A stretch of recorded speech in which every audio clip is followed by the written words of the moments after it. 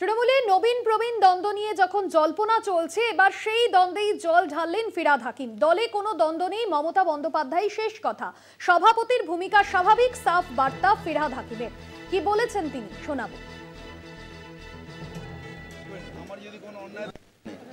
একটা বড় দল থাকলে এগুলো সব হবে। এই তো আমি মিটিংয়ে বললাম যে আমাদের নিজেদের মধ্যে কিছু কিছু জায়গায় হতে পারে, সেটা আমরা নিজেরা মেটাবো।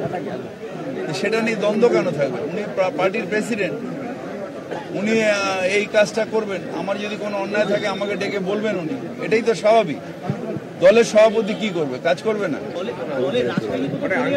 আমার মনে হয় কোনো জায়গায় যাচ্ছে না। মমতা বন্দ্যোপাধ্যায় শেষ কথা।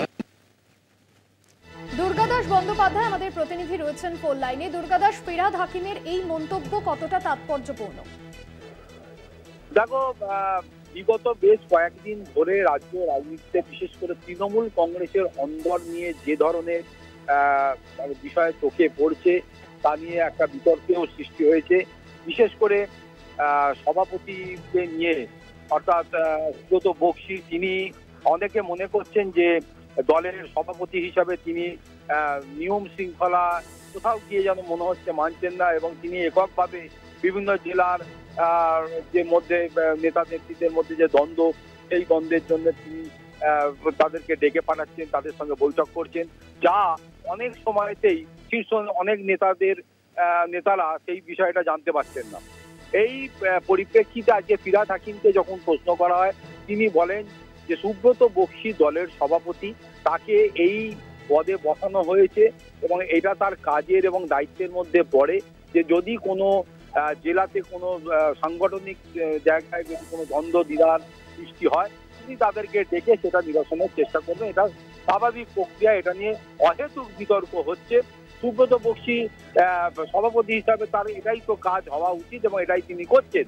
যদিও এই বিষয়টা নিয়ে যে বা যারা সুব্রত বক্সীর কাজ নিয়ে সমালোচনা করছেন, আখেরে তাদেরকে মানে সরিয়ে দিয়ে সুব্রত বক্সীর পাশেই কিন্তু দাঁড়ালেন ফিরহাদ হাকিম। পাশাপাশি এই বিষয়টা নিয়ে যখন প্রশ্ন করা হয় যে তবে কি দলের শীর্ষ নেতৃত্বের হাত থেকে দলের রাজ চলে যাচ্ছে, সেই জন্যই কি এই ধরনের কাজকর্ম করছে, সেই বিষয়টি নিয়েও কিন্তু ফিরহাদ যথেষ্ট পরিষ্কার করে বলেছেন দলের টোটাল যে রাজ, সেই রাজ কিন্তু মমতা বন্দ্যোপাধ্যায় দলনেত্রী তথা রাজ্যের মুখ্যমন্ত্রী মমতা বন্দ্যোপাধ্যায়ের হাতেই রয়েছে। তার নেতৃত্বেই, তার নির্দেশেই দল এগিয়ে চলেছে।